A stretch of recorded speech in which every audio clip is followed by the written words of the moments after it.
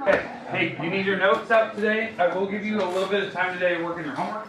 Because I know we have homework due tomorrow. That's page 53. We have only a few notes to take today, and then I'll have some time to work.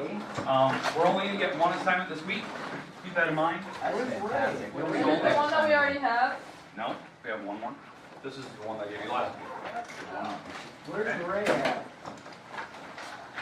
So you have one assignment this week, so keep that in mind. I think it's pretty straightforward. Alright, so let's go through the section. So we're currently on section P.4. We are going to move on to P.5 eventually. That might be tomorrow. Today's stuff, I just want to cover on polynomials. Just make sure that we understand what degree is, that you know how to find the descending order, and then maybe do an example of that Pascal's triangle one more time to talk about maybe a bigger type of problem. So you will need a calculator at some point here, so if you have one, maybe take it out. We'll kind of do a more difficult problem. We'll kind of practice that. Because on the homework this week, I will give you a problem that you'll have to use Pascal's triangle on. So you'll have to be able to show me that you know what you're doing, so you don't have to spend an hour trying to write it all out. So we'll explain that. And then we're going to talk about practicality use of this. So real first, let's talk about what degree is in classification. We talked about the last week. It seems like a lot of you understand how classifications and degrees work. I just want to make sure, because a lot of the problems do ask you to name the degree. So you have to read the instructions. Like, more than a few problems ask for a degree on those problems, so be careful of that. And now, once we're through that, we'll talk about how to do Pascal's triangle and multiplication. So we'll do products and Pascal's triangle. And then we're going to talk, then we'll talk about a application problem. Application-based problem, which is, it's going to be a little silly, but it'll make sense once we see it. Okay? I might do 2 application problems. So we're probably looking at maybe 4 examples today. Okay. Then I'll give you time to work. You'll have plenty of time. Okay? Make sense? Yes. Okay, let's move on. Let's talk about degree. So when we're on a problem, let's say we're on a problem where we're finding, let's say we're doing a product of something like 8x minus 3, and we're going to take that times 7 minus a 4x squared. Okay, so let's say that's my problem. How do we actually multiply these together? Distribution. Okay, so it's FOIL, whatever you want to call it. Okay, you have to take the 8x times each of the items in the back. Once you're done with that, then take the 3 times everything in the back. Okay? Now, the big thing is, you need to read the instructions up above, because the instructions might say, okay, simplify the following. You're simplifying it, you're multiplying it out, adding everything up. And maybe it asks for degree and what classification is. So you got to read the instructions. Be careful. I think some of the problems ask for degree. Simplify and find degree. Some just ask for just simplify. So just be careful. I think it's those first couple. So just be careful of that. So when we actually multiply, this is 56x. 8x times that is negative 32x to the third. Because remember, when you're multiplying, the x is just tacked on the back. For the black part here, negative 3 times 7 is negative 21. And negative 3 times negative 4 is positive 12x squared. And now, I prefer answers are written in descending order. So on this one, the negative 32x cubed, positive 12x squared, the 56x, and the negative 21. That's how I prefer answers written. It's not a big deal. It's out of order. Not going to count. I just prefer that. Okay. But so whatever your answer is, then you have to tell me the degree on some of those problems. Degree is what is the highest power? 3. It's degree 3. If it has multiple variables on it, let's say this had a y, and this one had a y to the 5th. Your actual degree on that problem is actually, if it had the y's in there, it's actually a 6. It's actually a degree 6. This problem back here is 6. It has a 1 and a 5. That's 6. Okay, I don't care about this one. This one's only 4. That's 3 and a 1. Okay, but if it's my original problem, the degree is still 3. If I added a y here, now it's 4. Because you have to add up the variables. Okay, the powers of it. Okay? Alright, questions, comments about degree. The name of that, the classification of that polygon is it's a polynomial. I didn't say polygon. It's a polynomial. It's 4 or more. So it is a polynomial. It's not a trinomial. Even though it has degree 3, it is a polynomial. because you want more than 4 items, 4 or more. Okay, questions? Okay, hopefully that explained a lot for the first one. Let's talk about products other than, you know, the simple stuff. These are the types of problems you had in your homework. I didn't try to give you anything crazy difficult. You're just taking parentheses and multiplying them together. 2 parentheses. I don't think I went past that. Now, the real difficult problem that we're going to see later this week, I don't know, it won't be right away, but at some point this week, we're gonna have a problem like this. It'll be 3x plus 5, let's go plus 6, and it's gonna be to the 7th power. 7th power. Okay, I don't think you understand how many terms that is, what 7th power is. Most people understand what degrees are, like what these powers are. It means you have 7 of these parentheses. Okay? 1, 2, 3, 4, 5, 6, 7. 3x plus 6, 3x plus 6, 3x plus 6, 3x plus 6, 3x plus 6, and these are getting terrible threes. 3x plus 6, 3x plus 6. Okay? First All right. round or last round? What was that? How do you foil this? Okay, you'd have to FOIL the first 2. Oh. So this is a binomial, binomial, Let's see binomial, it. binomial, binomial, Just binomial, go binomial. through Okay, those. if you actually multiply these out, if you multiply these out, the FOIL, there should be 2 times 2, there should be 4 items written across before you start simplifying it.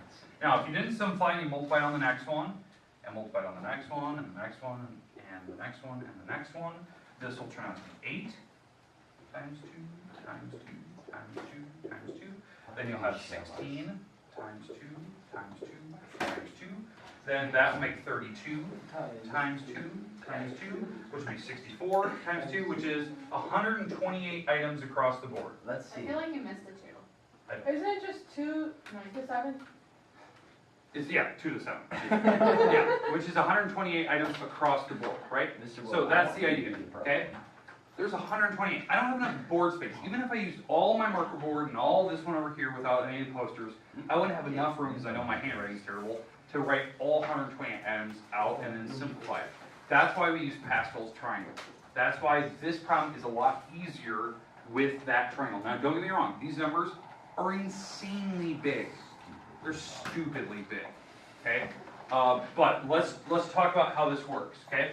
I'm going to put Pascal's triangle back up on the board so you can see this, and then I'm going to have you practice one, okay? All right, so let's work on this one. I'm going to need some people with calculators. So if I don't know, maybe 7 people in this room could have the calculators out, and I'm going to give you just one part that you have to put in your calculator, one piece per person, okay? All right, so how this works. When I see a problem like this, I immediately start making Pascal's triangle, which is this triangle over here.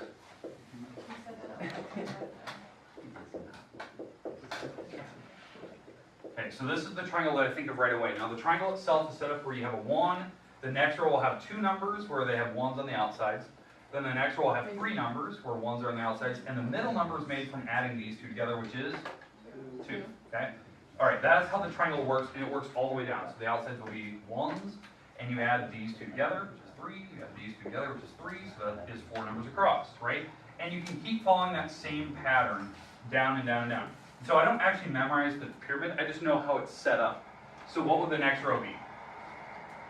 1, 4, 6, Okay, good, because again, how we're getting that? These add, these add, these add, and then the ones are on the outside.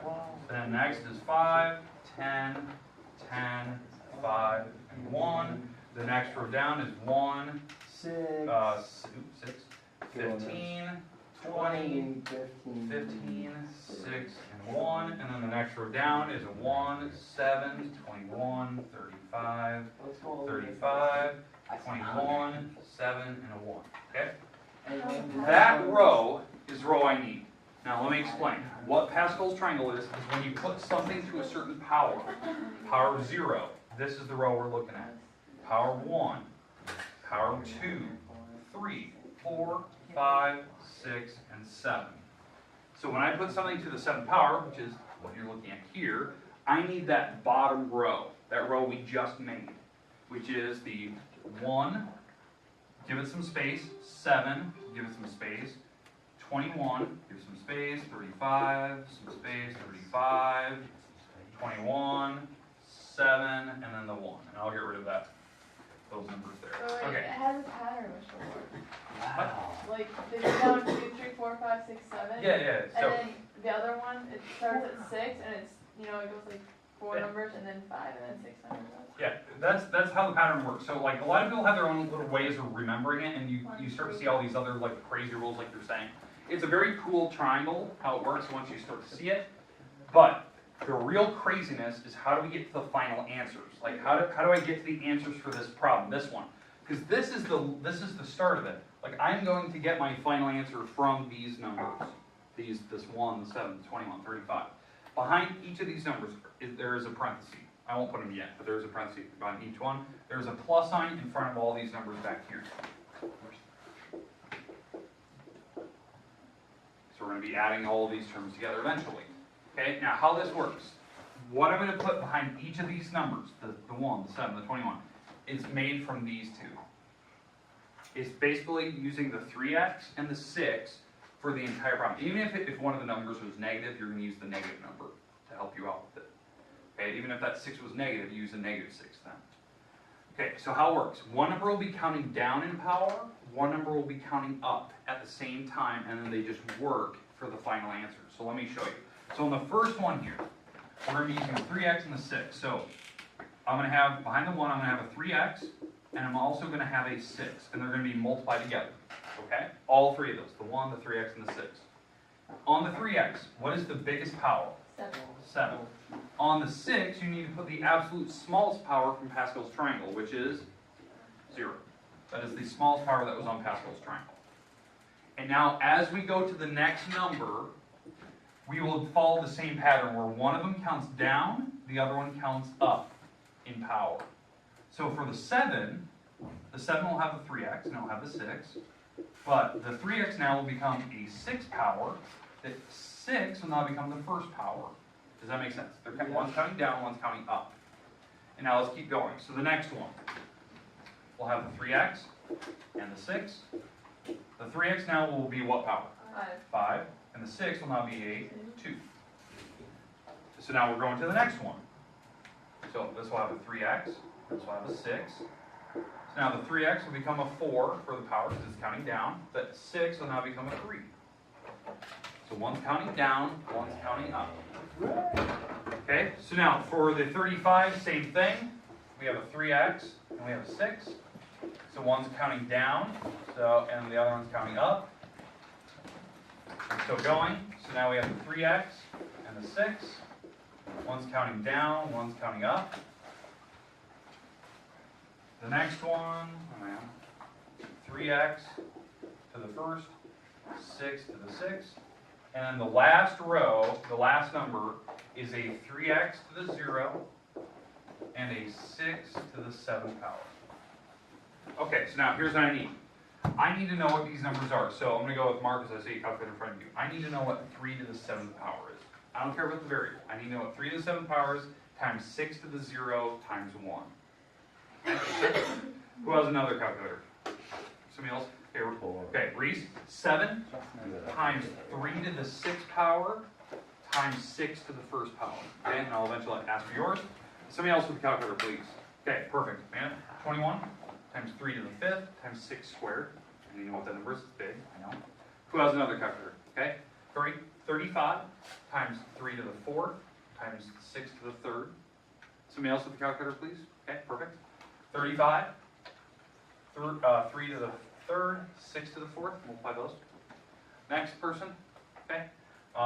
So 21 times 3 to the 2nd, 6 to the 5th. Somebody else now? Almost done. Okay, right. We're at 7 times 3 to the 1st, 6 to the 6th. Multiply those, don't worry about the variable. And who's the last one? Who is? Justin, you got it. Okay, alright. 1 times 3 to the 0, 6 to the 7th. Good work, Lucas. Good work. Okay. Alright, I'm going to call on you. I don't know what order we went in. Kind of bounce around the room. I just need to know what your number was, and then I'll show you how the variable works. Okay, so I think, Mara, I know you were first. So, 1, 3 to the 7th, 6 to the 0. 2187. 2187. And now that's going 3 to the 7th is that. 6 to the 0 is 1. So it's 1 times 1 times 3 to the 7th, which is this.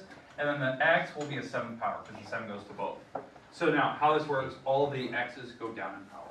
So now the next one will be x to the 6th, x to the 5th. That's why I said you don't need to worry about variables. Okay, next person, please. 30,618. 30,618, x to the 6th. Now, double check right now. You personally, double check 7, That's what I got. 3 to the 6th, 6 to the 1st. Okay, always double check. You didn't type it wrong. Okay, next person. 183,708. Like that. Okay, double check. Make sure of that. And then x to the 5th. I'm not doubting any of your skills because it's a calculator, but I'm saying, did you type it in? Yeah, that's the same. Okay, just always double check. I wasn't worried about the first one because it was only one number to the 7th power. But these, now we're getting complicated. Are using parentheses, all that good stuff. Okay, next person. 612,360. 316. I agree. 60. Oh, Mr. Ward, you almost messed up. Oh, man, that was almost bad. All right, moving on to the next person. 1,224,720.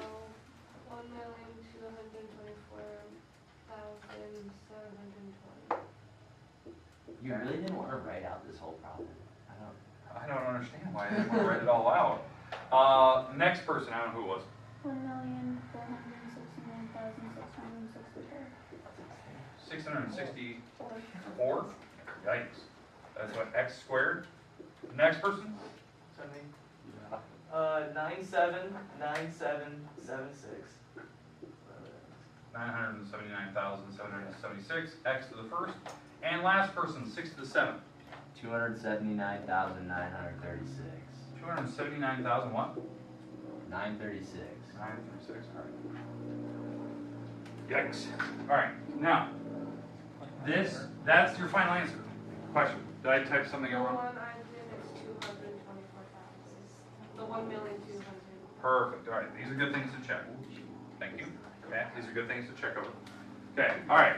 Now, all right. So now that we have this all set up and everyone kind of knows how this works, they count up, they count down. If there was negatives, we'd have negative signs in there and all that good stuff. The variables I'm not really worried about. I'm always worried about the numbers. But again, we do have that check that we can do. We have Wolfram Alpha. You can type these in Wolfram Alpha, and it should spit out the correct answers.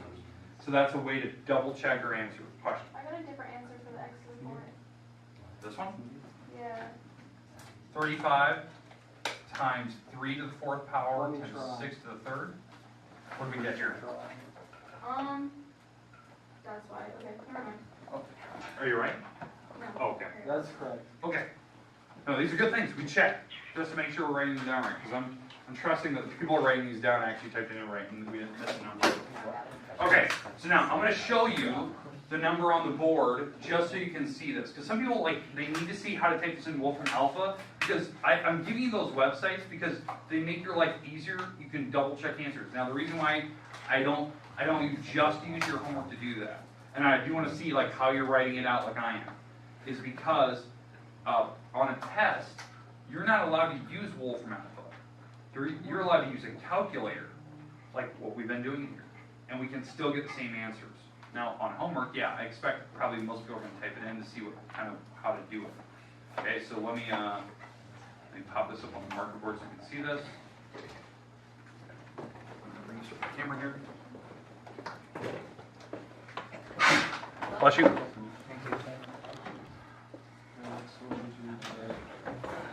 Okay. Remember, after this, I'm only going to do one more example of application, and then we're done. So it's pretty easy. All right, so let me throw this on the board here. Okay. All right, so here's my web browser. I'm going to type in Wolfram Alpha. Okay, now I'm going to type in right here. I'm going to type in the problem you actually see on the board, which is this 3x plus 6. And I'm going to make sure it's in parentheses and then put it to a power. Now, make sure you're putting in parentheses 3x plus, what is that, 6? And then when you want to put it to a power, you have to use the Shift 6 button to put a little caret and then put 7 behind it and hit enter. I know this is crazy to see this, all this stuff written on the board. But if you scroll down, eventually it will have the correct answer, which I'm looking for right here.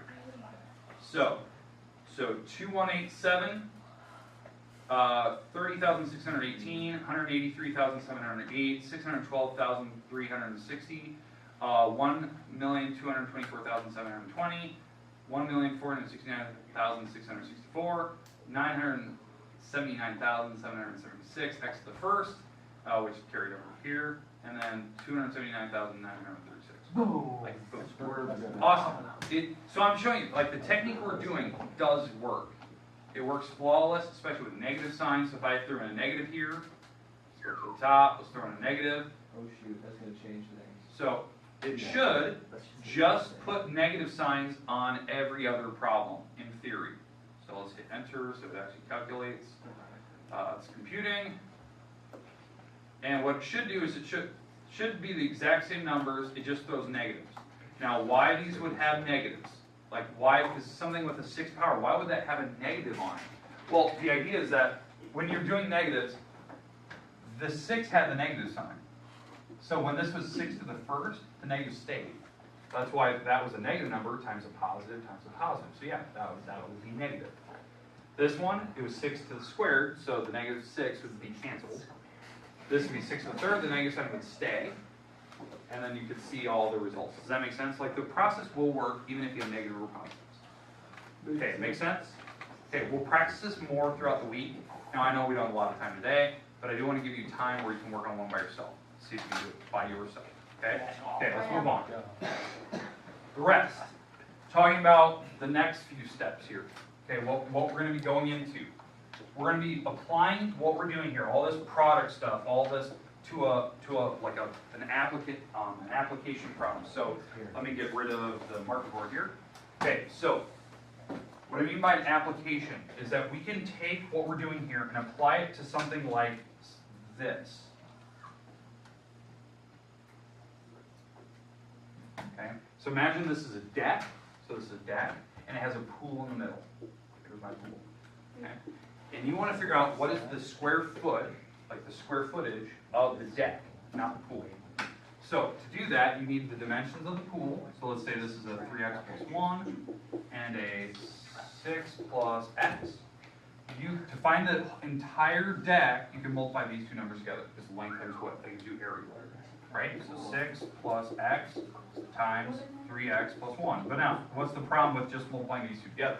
That's the area of the deck, That's the pool. Yeah, that's including the pool. So if you had the pool, say this is a 2x and an x plus 1, Please subtract that. you can multiply these two together to get the area of the pool, and then subtract these out.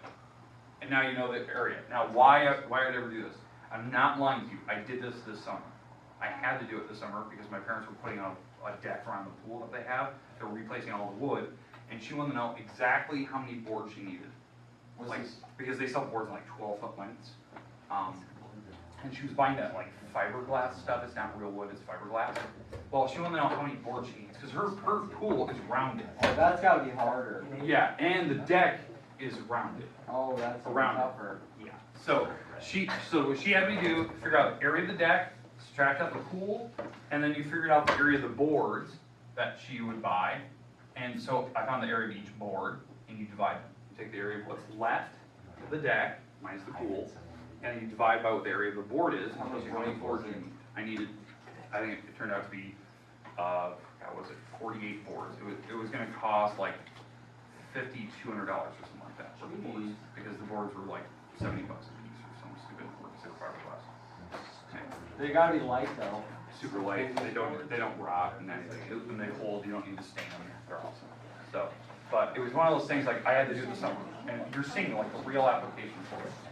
Okay, we'll do those types of problems tomorrow because that's what our next assignment will be adding. Make sense? Yep. We'll try one of those. We'll try one of the others. What else in time? Yeah, the rest of the time today to work. You have about 17 minutes Yes. to work. You're out of here at the 19 after. So there you go. Yes,